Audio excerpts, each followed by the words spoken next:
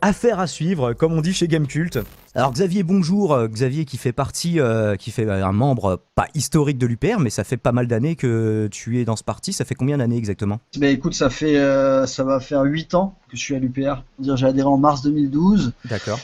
J'ai été nommé délégué de Gironde quelques semaines plus tard. Et ensuite, après, j'ai fait autre chose. J'ai dû un peu me retirer des responsabilités de la délégation.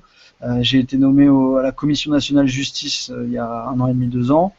Et donc, je suis toujours membre à part entière et j'aimerais être candidat aux prochaines élections. Et D'accord. voilà. Ok, et donc aujourd'hui, moi j'aurais voulu te parler du petit scandale, du petit drama qu'il y a eu à l'UPR, qui a été relayé par le Figaro, des soupçons de harcèlement, et même de harcèlement sexuel, qui pèsent sur Asselineau à l'encontre de deux salariés de l'UPR. Qu'est-ce qu'il en est? Parce qu'il y a eu une vingtaine de personnes qui ont co-signé un courrier demandant la destitution immédiate d'Asselineau. Oui, écoute, à la fois, donc c'est critiquable à la fois sur la méthode et sur le fond. Donc déjà sur la méthode, je trouve ça très critiquable leur manière d'agir, c'est-à-dire que ils auraient dû normalement tenir un bureau virtuel en urgence, dire à Asselineau voilà on a telle et telle chose à vous reprocher, vous avez à vous expliquer, à vous défendre, on vous laisse 7 jours. À la suite du bureau virtuel qu'on aura réalisé, un rapport sera rendu public, un procès-verbal sera rendu public, et là Asselineau aurait eu, là il y aurait eu un débat contradictoire. Ça, Donc c'est si ce que tu tu veux, aurais voulu qu'il se passe, mais c'est pas ce qui s'est passé du coup. c'est pas du tout ce qui s'est passé, puisque le principe, un des principes fondamentaux du droit, c'est le principe du contradictoire. Et en l'occurrence, pour des responsables politiques du Bureau national qui s'estiment lutter pour la démocratie, pour rétablir la démocratie en France, c'est le slogan de l'UPR, ils agissent avec très peu de démocratie justement, puisque le principe même de la démocratie, c'est le principe du contradictoire, c'est de laisser à ses adversaires la possibilité de se Se défendre. défendre, ouais. Or, la manière dont ils ont agi, c'est d'envoyer une lettre dont ils savaient que le contenu allait filtrer dans la presse, une lettre qui impose sa démission, une lettre ourdie par différents membres dans laquelle ils imposent une démission forcée en écrivant, je cite, nous vous considérons comme désormais incapables de diriger l'Union populaire républicaine, blablabla. Est-ce que tu as la certitude qu'ils n'ont pas essayé justement de se réunir avec Asselineau virtuellement, faire un bureau, petit comité Écoute, central à moins qu'Asselineau ait menti dans son courrier de réponse, mais a priori D'accord. justement Asselineau, ce qui l'a beaucoup gêné, c'est notamment que les membres du bureau qui ont son numéro de téléphone personnel ne l'aient pas appelé pour lui en parler avant de lancer cette lettre. Il n'a même pas été appelé alors qu'ils ont son numéro de téléphone. Ouais, peut-être Donc que ça c'est certains se sont dit ah bah pour moi c'est sûr, donc hors de question que j'appelle ce bonhomme, je ne veux plus jamais en entendre parler. Oui, si tu as un minimum de responsabilité et d'honneur avant d'envoyer ce type de courrier quand tu es responsable d'un parti politique au niveau national, tu agis avec un minimum Et, de vertu, tu ouais. respectes Et puis pour en le arriver à ce statut. niveau de certitude, il faut un certain niveau de preuve aussi. Là, la seule chose qui a Aussi. été, parce que les documents auxquels sont fait référence le courrier qu'on avait lu dans une précédente émission, c'était des messages sur Pinterest qui avaient été repartagés. Qu'est-ce que disaient ces messages? Écoute, voilà, donc on a abordé la forme c'est ce qui s'est passé. Maintenant le fond. Donc sur le fond, effectivement, il y a un démenti d'Asselineau et notamment un manque cruel de preuves, puisque les soi-disant preuves qui seraient apportées déjà n'ont pas été mises en ligne par le Bureau national, qui, bon, au minimum, compte tenu de la gravité des accusations, aurait dû mettre à disposition du public et des membres de l'UPR des preuves, et d'autant plus que ces preuves en fait n'existent pas, et le peu de preuves qui existent en fait sont des preuves non pas d'harcèlement, mais simplement des messages privés qui n'ont aucune connotation sexuelle. C'est des messages privés entre Asselineau et le fameux Romain Justo, ce fameux Romain Justo qui en fait est un menteur manipulateur excessif, qui a notamment Alors ils a étaient censés priori. être deux, il n'y avait pas que Romain Justo à la base de ces... Ah non, non, il n'y a que Romain Justo, et en fait, les accusations portées par Romain Justo ont été reprises par un autre membre. Mais ce même membre n'accuse pas, n'a pas eu de problème avec Asselineau. D'accord, parce que C'est les l'article mêmes faisait propos. état de harcèlement envers deux membres de l'UPR, donc en tout cas c'est ce qui avait fuité. Non, non, c'est pas ce qui, en fait, ce qui est révélé, c'est pas vraiment ça. Donc a priori, Romain Justo a été tout simplement, s'est senti désabusé et a eu la rage en fait de se faire virer de Parce l'UPR que parce tu me qu'il disais, oui, que c'était quelqu'un de salarié en CDD à l'UPR, donc quelqu'un qui gagnait de l'argent grâce à l'UPR et qui n'a pas été reconduit dans ses fonctions. Donc ce serait ça le mobile pour avoir voulu salir l'image du parti et de son fondateur. Exactement, il n'a pas été reconduit dans ses fonctions, donc il était à la fois chauffeur pour Asselineau et une partie de l'équipe du bureau, et en même temps assistant sur la partie communication. Il préparait quelques rendez-vous avec les journalistes. Enfin, c'est lui qui appelait un peu la presse pour avoir parfois des rendez-vous, mais il n'était pas le seul. Il avait notamment Laure Avaux qui s'occupait de la relation presse écrite. Et donc cette personne-là, ce Romain Justo, qui est un petit jeune de 25 ans sans expérience et sans aucun bagage, mais qui a un grand bagou et un certain sens de la conviction, s'est senti délaissé et s'est senti vexé de ne pas être reconduit dans ses fonctions. Donc il a perdu son boulot et du coup, pour se venger, il a lancé cette action, il a lancé ces actes malveillants en Est-ce essayant qu'on de peut pas faire convaincre. une théorie du complot inverse, de se dire le mec a repoussé les avances d'Asselineau et c'est pour ça qu'il s'est fait virer? Non, parce que Asselineau, si tu veux, ça fait des années qu'il est entouré de très près par différents membres. Il n'y a jamais eu de problème à ce niveau-là. Aucun membre n'a fait référence à ça. Il y a des membres qui sont avec lui H24 quasiment et qui, si besoin, peuvent prouver justement que Asselineau ne se comporte pas de la sorte. Donc non, tout tendra à démontrer encore une fois qu'Asselineau est innocent des accusations qui sont portées contre lui et que le bureau national, enfin une partie du bureau national qui a décidé de lancer ce putsch, en fait, ce sont des gens pour la plupart qui étaient soumis à Asselineau et ont voulu se défaire du chef. Et comme ils n'ont pas l'honneur et le courage de le faire décemment, ils l'ont fait avec les manières des lâches, quoi. Alors, tout à l'heure en off, tu me faisais part d'une certaine réserve vis-à-vis de certains membres de ce bureau national, je crois, et de la façon de les avoir choisis. Oui, alors apparemment ils ont publié un communiqué hier, donc jeudi 24, jeudi 23 au soir, donc avant-hier, ils ont publié un soi-disant communiqué, et en fait ce communiqué déjà n'est pas signé par les mêmes personnes, donc il y a des personnes qui se sont a priori retirées, désistées, voilà, donc il commence déjà à y avoir des retournements de veste. Et en dernière instance, pour résoudre ce drama, et Asselineau n'exclut pas d'aller en justice, à ce que j'ai compris. Alors ça, je sais pas, mais en tout cas, ce qui est certain, c'est que ce serait clairement un cas de diffamation grave, là. Ce qui est certain, c'est que quand bien même il n'irait pas en justice, les membres en qui il avait placé sa confiance n'auront plus sa confiance, je l'espère. Et après, Asselineau est quelque part responsable, faut quand même le reconnaître. Pour moi, en tout cas, c'est mon point de vue. Asselineau est responsable, mais pas coupable. Il est responsable en fait de la chose suivante. Il est responsable d'avoir recruté, d'avoir sélectionné des gens qui ont peu de charisme, qui sont sous sa coupe, des gens relativement avec peu de tempérament, pour ne pas, dans le but de pouvoir garder le contrôle sur l'UPR et ne pas se faire dépasser. Eh bien, ça s'est retourné contre lui, tout simplement.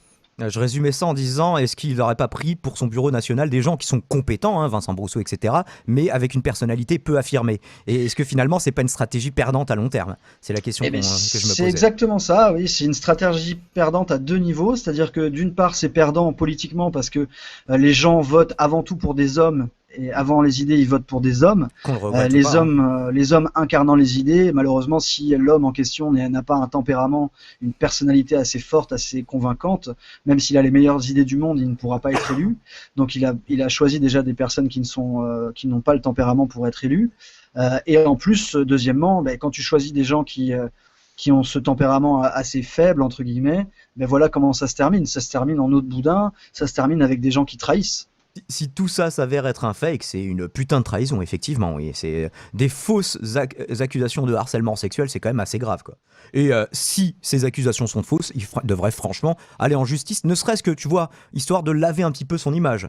Histoire de dire, regardez, il y a un jugement qui a été rendu, c'est lui qui a été coupable de diffamation, et pas moi qui ai été condamné pour harcèlement sexuel. Donc arrêtez de me ressortir cette histoire, parce que cette histoire sera ressortie, Donc c'est pour ça, moi je me demandais, quoi qu'il en soit, est-ce que c'est pas la fin de l'UPR? Écoute, on verra après. Ce qu'il faut savoir, c'est qu'Asselineau, je pense que ça va, même s'il est plein d'énergie et que est quelque part une force de la nature par son tempérament, sa pugnacité. Je pense que ça va vraiment l'affecter, cette histoire. Je pense que ça risque de lui faire un peu baisser les bras, malheureusement. Et après, le côté positif, c'est que je sais très bien qu'à l'UPR, il y a des personnalités qui peuvent émerger.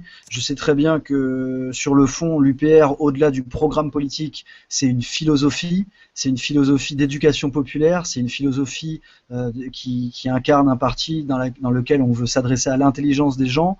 Et donc je suis confiant sur l'avenir parce que je pense qu'à l'UPR, il y a des personnalités qui peuvent émerger, des personnalités cette fois-ci qui ont du tempérament, qui peuvent s'affirmer, qui sont capables de ne pas être d'accord entre elles, mais pour autant de savoir garder raison et de raison garder, et donc d'être capable de parfois reconnaître qu'elles se sont trompées, de parfois être capable de dire non, mais aussi d'être parfois capable du compromis pour l'intérêt commun. Et malheureusement, c'est ce qui a péché avec ce bureau national. Le tempérament, mais c'est vrai que là, du coup, ils étaient pas dans la compromission à la fin, ils étaient en mode dans la vendetta, dans la mutinerie. Bah, en fait, ils sont passés de la soumission à la vendetta. Ouais. Sauf qu'entre les deux, entre les deux, si tu as du tempérament, un peu de personnalité, écoute, tu agis d'une autre manière, avec un minimum de dignité, parce que quand tu te dis capable, en tout cas volontaire pour diriger le pays, tu n'agis pas de cette manière-là. C'est complètement irresponsable. À la fois, ça porte préjudice au parti, ça porte préjudice aux membres, ça porte préjudice à Asselineau, aux membres du bureau, ça porte préjudice à tout le monde. Donc c'est irresponsable d'un point de vue politique et c'est irresponsable d'un point de vue juridique. Normalement, quand tu as quelque chose à reprocher à un membre du bureau ou au président ou à n'importe quel membre de l'UPR, il y a une procédure à respecter. Et d'autre part, un des grands principes de la démocratie, quand tu te veux défenseur de la démocratie, c'est le principe du contradictoire. Le principe du contradictoire, et c'est Asselineau de laisser... Il n'a jamais été contacté avant ce mail par personne pour en parler, quoi, pour s'en expliquer. Sûr. Le fond comme la forme, en fait, traduisent une incapacité, une indignité de ces pseudo-responsables, de ces cadres qui se disent cadres, mais qui n'en ont que le nom, et qui méritent tout simplement d'être exclus de l'UPR et de partir, ou de partir avec un minimum d'honneur.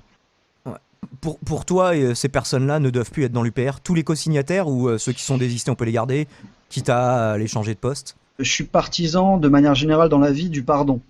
Donc je suis pour pardonner, mais ne pas oublier. Donc ne pas oublier, ça passerait... Donc pardonner, ça voudrait dire ne pas les exclure éventuellement. Pardonner, ça veut dire aussi ne pas oublier, et ça passerait notamment par le fait de leur retirer toute responsabilité. Oui. Bah oui, je pense que c'est sans doute ce qu'il devrait faire. Après, c'est sûr que par exemple, Vincent Brousseau, ça va être compliqué de lui dire bon bah t'es plus qu'un membre de base alors que le mec était à la BCE, quoi. Donc c'est vrai que c'était un atout on peut avoir des experts sur le fond, sur ce que propose l'UPR en tout cas.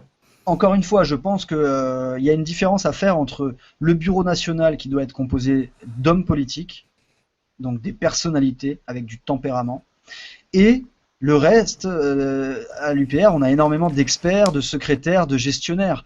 Mais ces gens-là ne sont pas des hommes politiques, ce sont des experts, des secrétaires et des gestionnaires, et doivent rester à leur place d'experts, de secrétaires et de gestionnaires. Donc conseiller, gérer et faire l'administratif, mais ne pas avoir de responsabilité politique stricto sensu. Ou alors partir sur un fonctionnement qui fait que les membres du bureau national, c'est pas eux qui de facto dirigent le parti, quoi. Ils ont comme dans les autres partis finalement, quoi.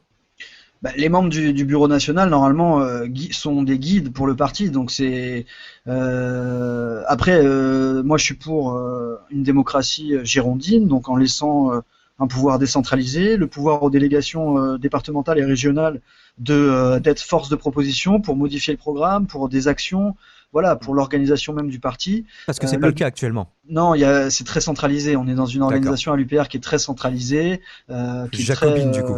Très jacobine. Et d'ailleurs, ça a été souvent une critique faite à l'UPR, au sein même de l'UPR. Et par ailleurs, je pense que voilà, le bureau national doit être composé des principaux candidats ou des principaux candidats éligibles qu'on mettrait sur des listes ou dans les régions, dans les départements, dans les villes et au national et aux législatives, enfin eux au niveau local et au niveau national, mais pas de gestionnaire, d'experts ou de secrétaires, non. Et toi, quelle attitude tu vas avoir dans les prochains temps par rapport à l'UPR? Est-ce que tu vas proposer des choses? Est-ce que tu vas soulever des questions? Est-ce que...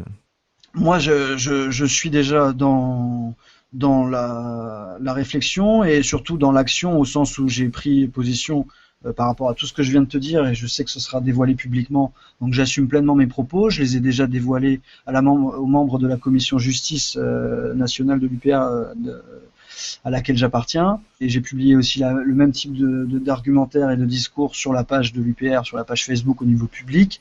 Ce qu'il faut aussi voir, c'est qu'il y a un congrès triennal qui a lieu à la fin de l'année. Ce congrès a pour objectif notamment de remplacer le bureau national, comme c'est prévu tous les 3 ans. Hein. Donc il y a un scrutin de liste qui sera mis en place, avec des listes potentielles de bureau national. Et donc j'esquisse en tout cas de créer une liste pour remplacer le bureau national actuel et faire les choses, cette fois-ci faire les choses correctement. D'accord, liste sur laquelle tu figureras du coup. Oui, forcément, si j'esquisse l'idée de construire une liste, c'est une liste à laquelle j'appartiendrai, parce que je pense qu'il est temps, notamment pour ma part, de m'engager réellement politiquement.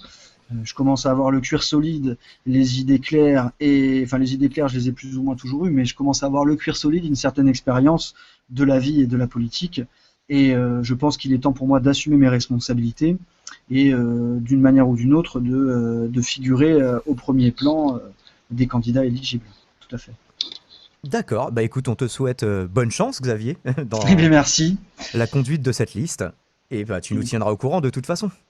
Mais oui, bien sûr, je te tiendrai au courant, et puis surtout, rien n'est décidé pour l'instant, j'ai commencé à en parler un petit peu, mais l'idée, voilà, c'est de respecter principalement la philosophie de l'UPR, de respecter la personne de François Asselineau, qui a décidé de créer un parti qui s'adresse à l'intelligence des Français, qui fait de l'éducation populaire, et qui a fait aussi du combat pour la démocratie et pour la lutte contre les féodalités économiques son cheval de bataille. Et ça, j'en suis très fier. J'en suis très fier et je compte le pérenniser dans le temps. Et du coup, dernière question, est-ce qu'il est envisageable un UPR sans François Asselineau à la tête, non pas qu'il soit fait dégager, mais est-ce que justement par rapport à tout ce drama, on pourrait pas se dire, effectivement, ça pourrait être Asselineau qui conçoit les idées, mais quelqu'un d'autre qui les porte, qui a une personnalité qui est peut-être plus charismatique, peut-être qui touche un petit peu plus d'autres segments de la population. Est-ce qu'on peut envisager un parti qui ne serait pas monocéphale, comme c'est le cas actuellement ? Eh bien, écoute, oui, il faut l'envisager. Effectivement, Asselineau, de toute façon, n'est pas comment dire, c'est un être humain, donc il y a bien un moment ou un autre où il va devoir se retirer, de gré ou de force. Et donc, oui, le parti de l'Union populaire républicaine, même s'il est porté et incarné par François Asselineau, à un moment ou à un autre, forcément, Asselineau se retire, enfin, je veux dire, ne sera plus là.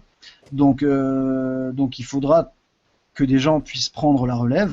Oui, mais avant même qu'il prenne sa retraite, sous-entendu, quoi. Après sa retraite, c'est lui qui décidera quand sa retraite, quand ce sera l'heure de sa retraite. Personne n'a à lui imposer ça. Mais donc, l'UPR ne peut avoir qu'Asselineau à sa tête tant que Asselineau lui-même ne décide pas du contraire. Est-ce que c'est le résumé ? Non, je pense que ça doit être une discussion mûrie entre les membres, notamment du Bureau national. Je pense que ça doit être le fruit d'une décision collective et non pas le fruit d'une décision d'un seul individu. En loose day. Effectivement. Bah écoute, c'est un beau résumé. Je te remercie Xavier et puis je te dis à une prochaine du coup. Avec plaisir.